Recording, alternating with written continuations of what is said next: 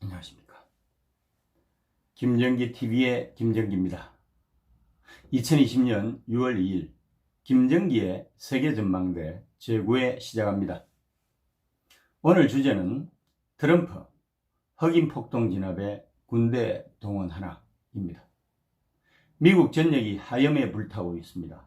발단이 된 것은 지난 5월 25일 미네소타주 미니애폴리스에서 위조 지폐 사용 신고를 받고서 출동한 경찰이 가잉 공권력을 행사하는 과정에서 사망을 하게 된 흑인 남성 플로이드가 목이 눌린 채 I can't breathe라고 하는 숨을 쉴 수 없다고 하는 그런 영상이 SNS를 통해서 급속하게 유포가 되면서 부터입니다.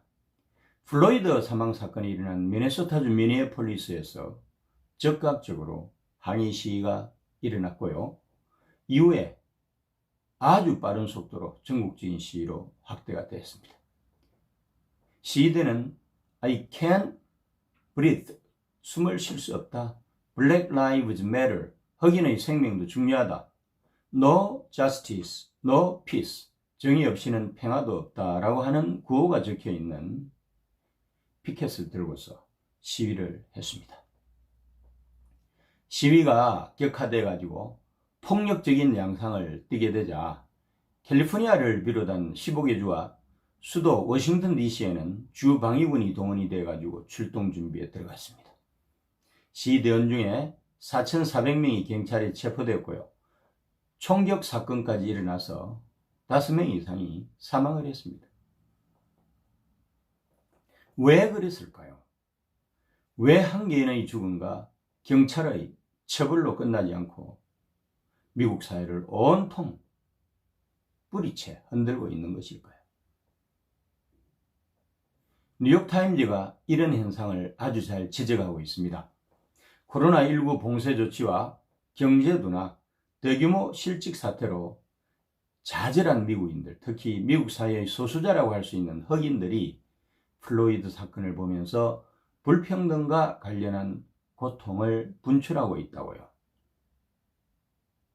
즉, 그동안의 미국 사회에 내재하고 있었던 인종차별과 소득 불평등 등 다양한 분노와 좌절이 이번 시위에서 분출이 되고 있다고 하는 것이겠죠.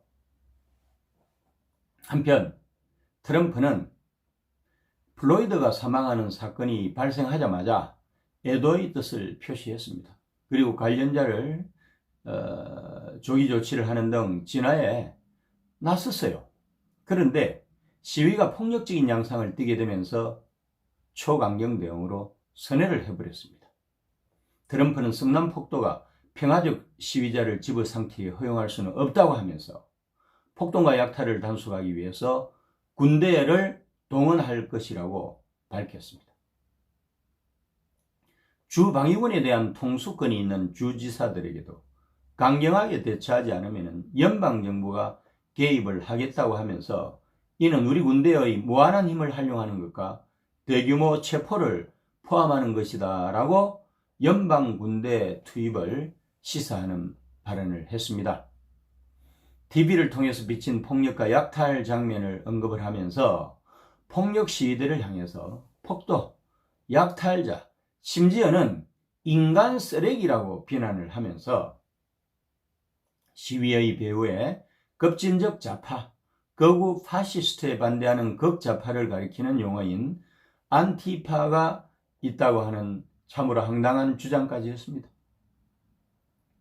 흑인도 미국의 국민이고 그래서 국민을 설득하고 진정을 시켜야 할 트럼프가 대통령으로서 미국 인종차별의 역사적 배경을 이해하려고 하지 않고 항의 시위대를 폭도다, 약탈자다, 쓰레기다 라고 부르고 있는 현실이 참으로 서글프기 짝이 없습니다.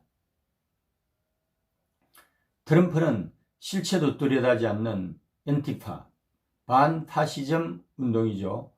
이 엔티파라고 하는 단체를 일종의 희생양으로 삼아가지고 시위의 배후라고 말하면서 테러 단체로 지정을 하겠다는 얼음장까지 나왔습니다. 세계의 지도자로서 실망스러운 모습이 아닐 수가 없습니다.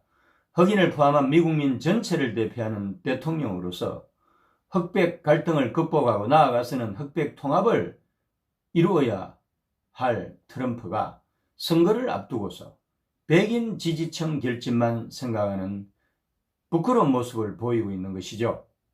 트럼프는 코로나19 방역을 제대로 하지 못해가지고 전 국민적인 비난을 받아왔습니다. 오는 11월 3일로 예정된 미 연방 대통령 선거에서 재선할 가능성이 점점 멀어지고 있는 그런 상황에 직면해 있는 것이죠. 코로나19 상황에서 전국적인 시위에 직면해 있는 트럼프가 어떤 황당한 언행으로 미국의 가치를 무너뜨리고 미국 국민들을 더욱 분열을 시키고 사태 해결을 어렵게 할 것인지 미국은 물론이고 전 세계가 주목을 하고 있다는 사실을 명심 또 명심해야 할 것입니다. 왜 이런 일이 생기는 걸까요? 그 배경에는 길고 긴 백인의 흑인에 대한 차별과 억압 그리고 불공정의 역사가 자리 잡고 있습니다. 트럼프는 알면서도 애써 외면하는 게 아닐까요? 백인 우월자인 그에게 흑인을 비롯한 미국 사회의 저지대 사람들에 대한 관심이나 배려가 있을까요?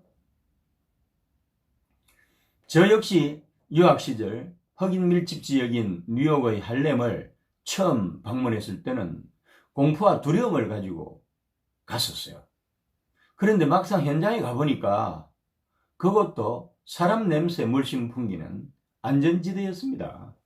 그래서 저희 흑인에 대한 나쁜 편견에 대해서 제 스스로를 질타했던 젊은 날의 기억이 납니다.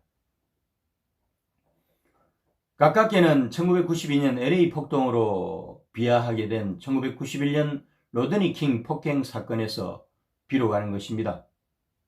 단순히 교통신호를 위반해가지고 단속을 받은 흑인이 경찰관들로부터 몰매를 맞아가지고 청각을 상실하게 된 사건이 일반인들에게 알려지게 됐습니다. 미국 공권력의 고질적인 인종차별과 폭력성이 수면 위에 부상한 사건이었죠. 하지만은 이 사건에 연루된 경찰이 가벼운 처벌을 입학하게 되자 여기에 분노한 흑인들이 1992년 4월 29일부터 5월 4일까지 LA의 한인촌을 보복 공격했습니다.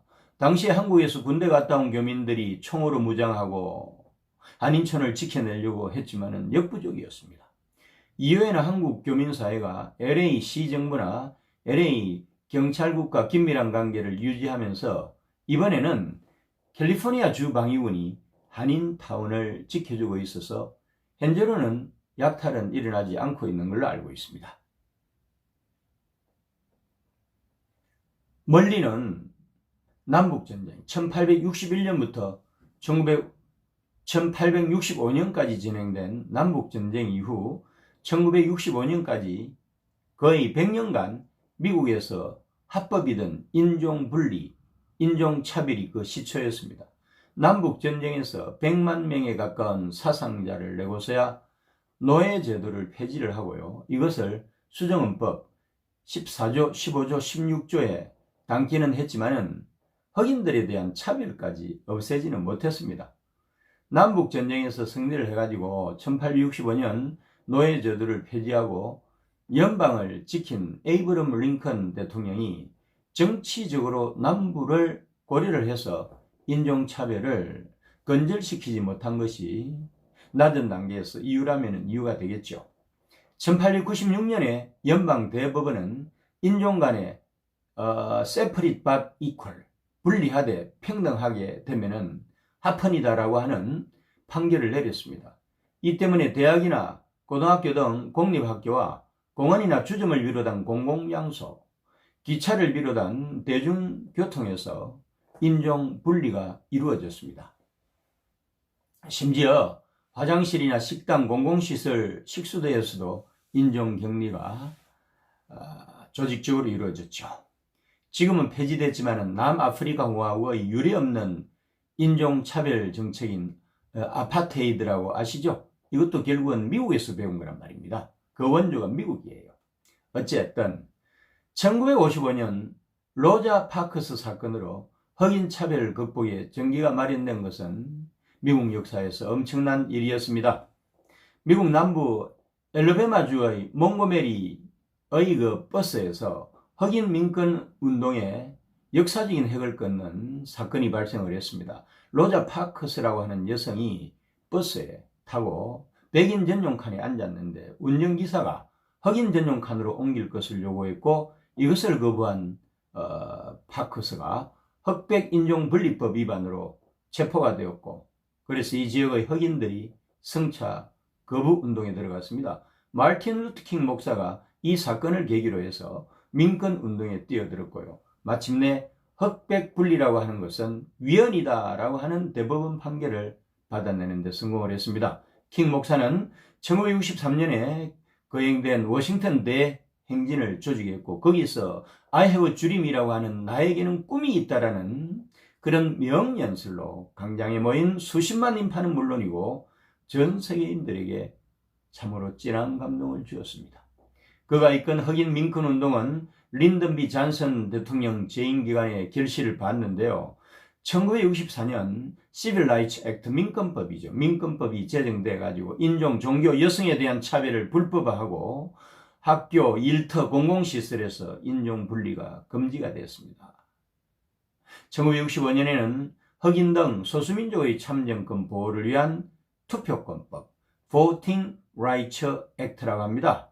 를 제정을 해가지고 주정부나 지방정부가 투표 자격을 제한을 하거나 별도의 조건을 다는 것을 금지해서 인종 등을 이유로 해가지고 미국 시민의 권리인 투표권 행사를 방해하는 일이 없도록 했습니다.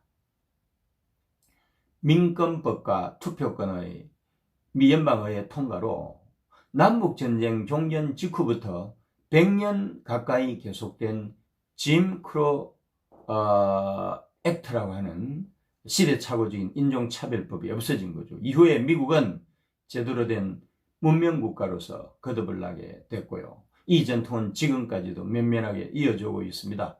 이런 제도적인 장치가 있음에도 불구하고 양식 없는 소수의 백인들은 여전히 무소불위의 공권력 행사라는 이름으로 흑인에 대한 차별을 자행하고 있고, 흑인들은 평소에 차별당하고 억눌려온 분노를 약 30년 단위로 분출을 하는 것입니다. 오늘도 함께해 주신 김정기TV 애청